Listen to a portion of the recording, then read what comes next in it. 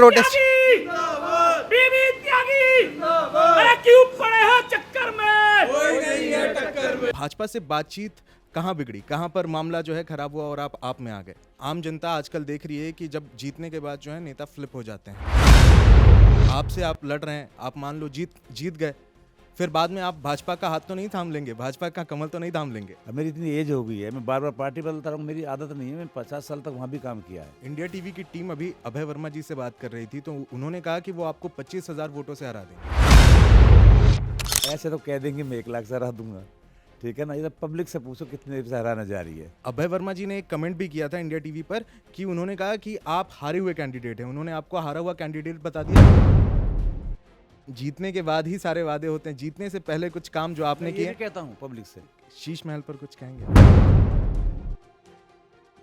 दिल्ली की कपकपाती सर्दी के बीच इस वक्त पारा हाई है और अचानक से गर्माहट बढ़ गई है क्योंकि चुनाव नजदीक हैं। ऐसे में इंडिया टीवी की टीम पहुंच गई है पूर्वी दिल्ली से लक्ष्मीनगर सीट पर और इस सीट से कद्दावर नेता 10 साल तक पार्षद रहे, आपका मजबूत चेहरा और लक्ष्मीनगर की नब्ज को, लक्ष्मीनगर की जनता की नब्ज को बारीकी से समझने वाले बीबी त्यागी जी हैं हमारे साथ। त्यागी जी, पहले तो आपका बहुत बहुत स्वागत है इंडिया टीवी पर। आपका भी बहुत धन्यवाद। पहले तो सुबह का माहौल है और मूड भी काफ़ी लाइट है और एकदम जब सुबह का माहौल रहता है तो आदमी एकदम एनर्जेटिक भी रहता है, तो पहले हल्के फुल्के सवालों से ही शुरुआत करेंगे। तो ऐसे में जो है जनता के मूड को तो सभी जानना चाहते हैं, लेकिन जब चुनाव होते हैं तो नेताओं के मूड कैसा होता है, ये भी ज़रा बता दीजिए। नेताओं का मूड तो पब्लिक से अपील करने का, घर घर जाने का, मुझे जिताओ, सिर्फ जीतने के सिवा कोई मूड होता नहीं। जिताओ, हर घर यही कहते फिरते हैं नेता। तो यहाँ पर विधायक जी हैं और कई बार जो नेता जीत कर आते हैं, जनता से हमने जब बात की तो वो फ़ोन नहीं उठाते हैं। आप जब जनता जिता देती है उसके बाद तो यहाँ पर पहले तो वोट मांगने आ जाते हैं, लेकिन उसके बाद जो है जीतने के बाद कभी फ़ोन नहीं उठाते। ये प्रॉब्लम है पब्लिक की, तो आप इस पर क्या कहेंगे? देखो ऐसा है मैं 10 साल तक यहाँ पे निगम में रहा हूँ, बहुत पदों पे रहा हूँ, स्टैंडिंग का चेयरमैन भी रहा हूँ, नेता सदन भी रहा हूँ। पब्लिक मेरे बारे में जानती है। मेरा फ़ोन 24 घंटे मेरे पास रहता है और अगर कोई रात को 10 बजे और 5 बजे के बीच फ़ोन करता है, वो फ़ोन ज़रूर उठाता हूँ, क्योंकि मैं जानता हूँ कि जिसने इस टाइम फ़ोन किया है बहुत हिम्मत करके फ़ोन करता है इंसान कि भाई चलो अपने नेता से मदद मांगते हैं। उनका फ़ोन ना उठाना और उनको कितने दुखी होते होंगे जो फ़ोन नहीं उठाते हैं। यहाँ तो दिन में भी फ़ोन नहीं उठाते। जो हमारे यहाँ पे अभी भी विधायक हैं वो कभी किसी का फ़ोन ही नहीं उठाते। आप पब्लिक से तहकीकात करना, कभी किसी का फ़ोन नहीं उठाते, कभी किसी से घर पे मिलते नहीं हैं। आते हैं, जाइए ऑफिस जाइए, मैं वहाँ मिलूँगा।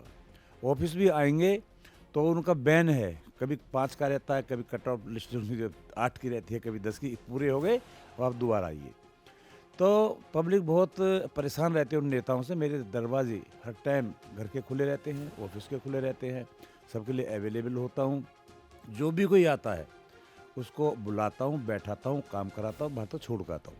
इस बारे में आप बात करेंगे तो इस बार सभी लोग इसलिए मुझे बहुत पसंद करते हैं। मुझे ऐसा लगता है कि सब लोगों के मन पे जो मैं देख रहा हूँ, चेहरे पे जो रुजनाइश है, कि वो यही है कि बीबी त्यागी को लाना है। अच्छा है हमारा नेता। अच्छा, आपको क्या लगता है जनता के यहाँ पर, आम जनता के, लोकल लोगों के क्या मुद्दे हैं जिन्हें आप एड्रेस कर रहे हैं और आपकी पार्टी जो है उस पर काम कर रही है? देखो मेन मुद्दे यहाँ पे जैसा सीवर की समस्या है।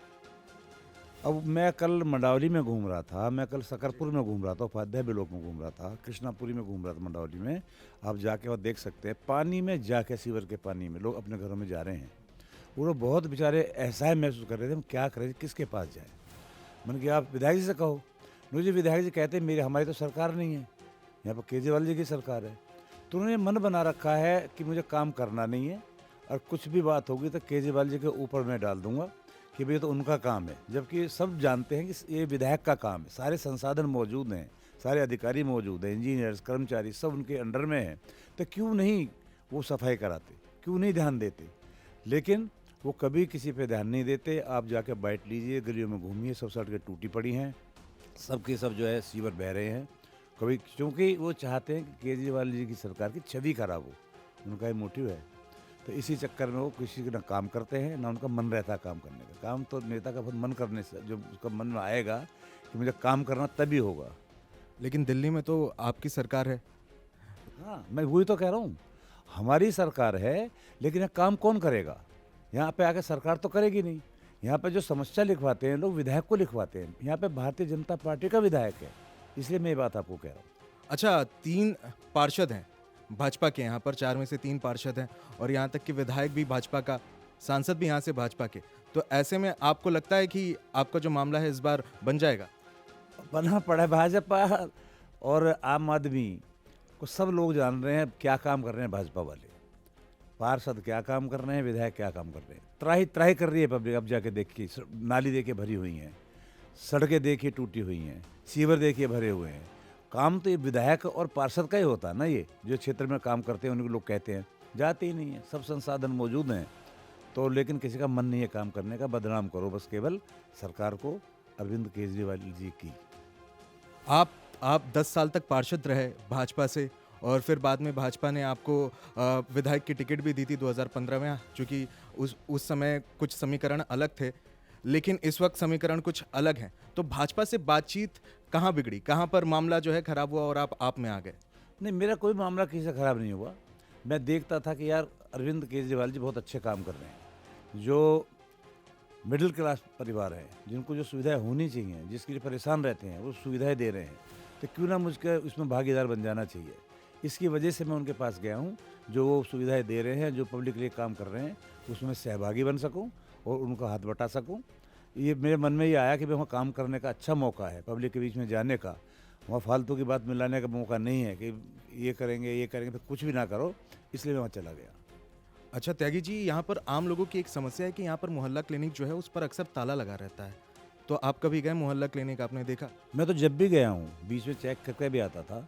ललिता पार्क में है, हमेशा डॉक्टर बैठे रहते थे, दवाई लोग लेते रहते थे। अब जाकर तहकीकात आप भी कर सकते हैं, आप तो टीवी वाले हैं, आपसे कुछ छुपाता है नहीं। आप जाएँ, पता करें, जो सुविधा वो दे रहे, फ्री दवा, फ्री शिक्षा, 200 यूनिट बिजली फ्री, 20 लीटर पानी फ्री, महिलाओं को बस यात्रा फ्री और बुजुर्गों को तीर्थ यात्रा फ्री। ये सब चीज़ें प्रभावित होकर मैं ज़्यादातर यहाँ आया हूँ। अच्छा, फ्री की जब बात हो रही है तो पहले तो भाजपा इस चीज़ पर थी कि फ्री दे रहे हैं केजरीवाल, लेकिन अब उनके खुद के मैनिफेस्टो में जो है मुफ्त की चीज़ें हैं। तो उस पर आप क्या कहें? वो कहते थे, मैं भी देखता था, आप भी सब देखते हैं, कि फ्री की रेवड़ी बांट रहे हैं। हमने रेवड़ी पे भी चर्चा की। वाकई में रेवड़ी तो है ही, वो जो पब्लिक को मीठी लगें चीज़ें, वही रेवड़ी होती है ना। अब उनके पार नहीं बसाई कि यार हम भी फ्री की रेवड़ी बांटते हैं। वो भी बांटने को तैयार हो गए हैं, बांटेंगे नहीं बांटेंगे, लेकिन इसमें उन पर कोई भरोसा नहीं करता। केजरीवाल जी पर सब भरोसा करते हैं। उन्होंने जो भी वादे किए थे सब पूरे किए हैं। इसलिए आपने पंजाब में भी देखा होगा, सबने सब वादे किए, लेकिन एक तरफा से नकार कर केजरीवाल जी को पंजाब में चुना गया। अच्छा, लोगों का एक सवाल है, ये मेरा सवाल नहीं है, कि आम जनता आजकल देख रही है कि जब जीतने के बाद जो है नेता फ्लिप हो जाते हैं। तो आप अभी फिलहाल आपसे आप लड़ रहे हैं, आप मान लो जीत गए, फिर बाद में आप भाजपा का हाथ तो नहीं थाम लेंगे, भाजपा का कमल तो नहीं थाम लेंगे? आप मेरी एक बात बताओ, जब मैं यहाँ जीत गया, मैं जिस काम को करने को आया हूँ, मुझे जो काम करना है मैं उसे करूँगा, तो मैं क्यों हाथ थाम लूँगा भाजपा का? क्यों थाम लूँगा बताओ? अब मेरी इतनी एज हो गई है, मैं बार बार पार्टी बदलता रहूँ, मेरी आदत नहीं है। मैं 50 साल तक वहाँ भी काम किया है, मैंने देखा नहीं कभी। मुझे इग्नोर भी मारा गया कई हम जो लोकल लीडर हैं, मैं किसी पर ध्यान नहीं देता, मैं अपना काम करता रहता हूँ। कमल और झाड़ू की लड़ाई के बीच अब जब हाथ की बात हुई है तो पंजा जो है वो गायब सा दिख रहा है दिल्ली से। तो इस पर आप क्या कहेंगे कि कांग्रेस का कुछ मामला है यहाँ पर? देखो, मैं तो चुनाव लड़ रहा हूँ, मुझे पता नहीं, लेकिन मुझे अपने क्षेत्र के बारे में पता है। पंजाब बिल्कुल गायब है, या कोई कांग्रेस वोट नहीं देगा, क्योंकि उनका कुछ है नहीं। सब झाड़ू झाड़ू झाड़ू झाड़ू झाड़ू। पार्किंग की समस्याएं आपके यहाँ पर? अभी हम लोग घूम रहे थे तो हम लोग ने देखा एक चीज़ की पार्किंग हमारी गाड़ी में भी जब लगाना था, हमारी जो इंडिया टीवी की गाड़ी थी उसे भी जब लगाना था तो पार्किंग की समस्या आई। तो पार्किंग की समस्या, फिर उसके बाद रोड के जो सकरी गलियां हैं वो यहाँ पर दिक्कत दे रही हैं। फिर ट्रैफिक की समस्या यहाँ पर बहुत ज़्यादा है। 2023 का आंकड़ा अगर हम निकालें तो यहाँ पर पार्किंग की समस्या, और साथ में बगल की जो आपके वार्ड है वहाँ पर भी पार्किंग की समस्या है बहुत ज़्यादा। इस पर क्या करेंगे आप? सबसे बड़ी समस्या है पार्किंग की। तो जो भी जनप्रतिनिधि आएगा, जिसको एक काम करना होता है, उसको उस पर ध्यान देना चाहिए। लेकिन यहाँ पे पार्किंग के बारे में बिल्कुल सोचा नहीं गया। मेरा ये भी एक वो है कि मैं आऊँगा तो सबसे पहले प्रयास करूँ कहाँ कहाँ पार्किंग बन सकती है, उनको बनवाऊंगा। इंडिया टीवी की टीम अभी अभय वर्मा जी से बात कर रही थी, तो उन्होंने कहा कि वो आपको 25,000 वोटों से हरा देंगे। तो इस पर आपका कुछ कमेंट बताइए। ऐसे तो कह देंगे मैं 1 लाख से हरा दूंगा, ठीक है ना। ये तो पब्लिक से पूछो कितने से हराने जा रही है। आप देखना मेरी जीत 50,000 से ऊपर होगी।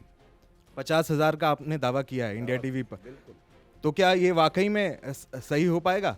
नहीं, बिल्कुल सही हो पाएगा। फिर आप देखो यहाँ घूम रहे हो, आप 10-20 बाइट लो, आपको वहीं से आपका आइडिया हो जाएगा कि मैं कितने हज़ार से जीतने जा रहा हूँ। जनता से बात की तो उन्होंने ये चीज़ कही कि यहाँ से नेता तो जीत जाते हैं लेकिन फिर वापस लौट कर नहीं आते हमारे बीच।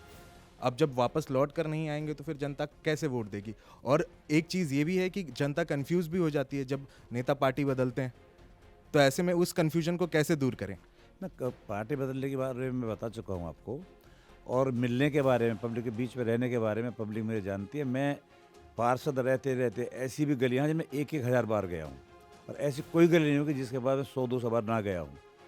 मैं सारे दिन मेरा 24/7 मेरी सेवा रहती है, और हर टाइम पब्लिक में घूमता था, हर टाइम। कोई ऐसा मेरा टाइम ही नहीं होता, कभी आओ, कभी मिलो, कभी बुलाओ, कभी काम बताओ। अभय वर्मा जी ने एक कमेंट भी किया था इंडिया टीवी पर कि उन्होंने कहा कि आप हारे हुए कैंडिडेट हैं। उन्होंने आपको हारा हुआ कैंडिडेट बता दिया और कहा कि आपके पास कोई चेहरा नहीं था, तो उन्होंने हमारा हारा हुआ चेहरा जो है वो अपना लिया, उन्हें टिकट दे दी। तो इस पर आप क्या कहेंगे उन्हें? इस बारे में तो पब्लिक जवाब देगी। मैं फिर बार बार यही कह रहा हूँ कि वो तो कुछ भी कह सकते हैं कि कोई चेहरा नहीं है उनके पास। उनका बहुत अच्छा चेहरा है, पूछना पब्लिक से उनका कैसा चेहरा है इस क्षेत्र के लिए। ये लड़ाई काम करने वाले और काम ना करने वाले के बीच में है मेन। वो अब देख पब्लिक उनको बताएगी कि कैसा हारा हुआ चेहरा है और कौन सा जीता हुआ चेहरा है। अच्छा, यहाँ पर जो है विधायक कभी रिपीट नहीं होते, ये यहाँ का रिवाज रहा है, तो अब की बार बदलेगा रिवाज यहाँ पर? नहीं, आप अंदाजा लगा रहे हो, रिवाज को कैसे तोड़ेगी पब्लिक? जिस रिवाज पर चल रही है रिपीट वो करती ही नहीं है, तो क्यों करेंगे फिर उसको? पर रिवाज वो कोई नहीं, जो रीति रिवाज होते हैं उसको कोई भी तोड़ना नहीं चाहता। तो इस बार भी पब्लिक जो है उनको रिपीट नहीं करेगी, उन्हें यहाँ से हटाएगी, बीबी तय को लाएगी। आपके इस बार जो है लक्ष्मी नगर के लोगों से क्या वादे हैं जो आप वादे करेंगे, जिस पर आपको लगता है कि यहाँ के लोग आपको वोट देने के लिए तैयार हैं? मेरे ये वादे हैं कि जो भी समस्याएं हैं विधायक से संबंधित सारी को पूरा करूँगा, सबसे रोज़ मिलूँगा, और कभी अनअवेलेबल नहीं रहूँगा। जहाँ वो बुलाएंगे वहाँ आऊँगा, उनके सारे काम करूँगा। इसी उस आधार पर वोट मांग रहा हूँ। अच्छा, यहाँ पर एक चीज़ देखी गई कि पूर्वांचल के लोग काफ़ी रहते हैं यहाँ पर, आसपास जो है पूर्वांचल का चेहरा काफ़ी है, और यहाँ पर पूर्वांचल का वोट भी है, पूर्वांचल के लोगों का जो माइग्रेंट्स आते हैं यहाँ पर। तो ऐसे में आपको क्या लगता है, भाजपा को किसी पूर्वांचल के चेहरे को टिकट देना चाहिए था? नहीं, मैं तो देखो कोई पूर्वांचल और यहाँ की क्षेत्रवाद में पढ़ता नहीं हूँ, क्योंकि मैं तो अब यहाँ रहता भी हूँ, किसी को कोई भेदभाव नहीं करता। मैं जीत के आऊँगा तो आपको वादा कर रहा हूँ, आपको आप देखेंगे कि लक्ष्मीनगर एक परिवार है, कोई भेदभाव नहीं, जात का, बिरादरी का, पूर्वांचल का, उत्तरांचल का। ये सब मेरे भाई बहन, सब मेरे क्षेत्रवासी जितने, सब मेरा परिवार है। मैं उनकी सेवा के लिए, मुझे चुनेंगे, उनकी सेवा ऐसे करूँगा कि जैसे उनका भाई हूँ, हर एक का। यहाँ पर सीए का हब है, जो लक्ष्मी नगर जो है सीए के हब के लिए जाना जाता है। यहाँ पर कई सारे जो बच्चे हैं वो यहाँ पर सपने लेकर आते हैं सीए बनने का, तैयारियाँ भी करते हैं। ऐसे में यहाँ पर रूम रेंट्स की भी समस्या है कि रूम रेंट बहुत ज़्यादा है, तो इस पर आपकी सरकार क्या करेगी? नहीं, ये तो देखो जीतने के बाद मैं देखूँ किस तरह से किस समस्या का समाधान किया जा सकता है, तभी बताऊँ। जीतने के बाद ही सारे वादे होते हैं, जीतने से पहले कुछ काम जो आपने किए। मैं कहता हूँ पब्लिक से कि कोई नेता आज तक मैंने ऐसा नहीं देखा जो ये कहेगा कि भाई सुनो मुझे वोट देना, मैं काम नहीं करूँगा। सभी कहते हैं मुझे वोट देना, मैं काम करूँगा। लेकिन मैं ये कहता हूँ अगर मेरी क्षेत्रवासियों को मेरे पर भरोसा ना हो, बीबी तय काम नहीं करेगा, तो मुझको वोट नहीं देगा। शीश महल पर कुछ कहेंगे आप? नहीं, मैं उस पर कोई कमेंट नहीं करता। तो ये थे हमारे साथ आपके और आपके बीबी त्यागी जी, जिन्होंने बड़ी ही बेबाकी से हमारी सारे सवालों का जवाब दिया। लेकिन जो इस वक्त विधानसभा, लक्ष्मी नगर की विधानसभा है, इस पर क्या समीकरण बन रहे हैं और यहाँ पर किसकी जीत होगी, ये तो वक्त ही बताएगा। लेकिन तब तक के लिए आप बने रहें इंडिया टीवी के साथ।